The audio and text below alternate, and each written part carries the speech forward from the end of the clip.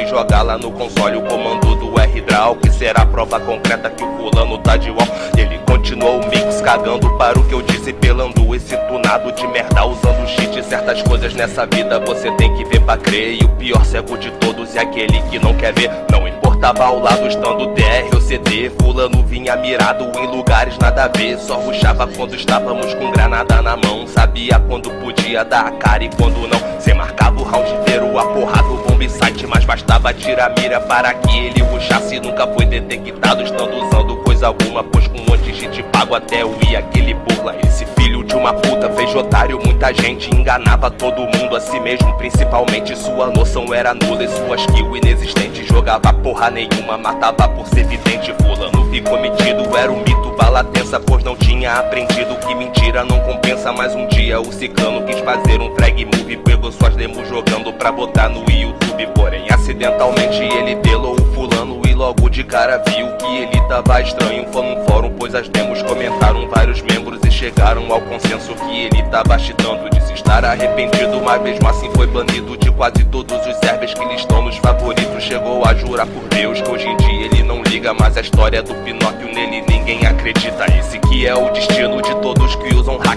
Fulano teve até sorte, pois outros tomaram baque. Quando for baixar essa merda, vê se antes para e pensa. Mentira, tem perna curta, usa cheat, não compensa. Eu não entendo a cabeça dessa galera que cheata, se usam pra passar num jogo, então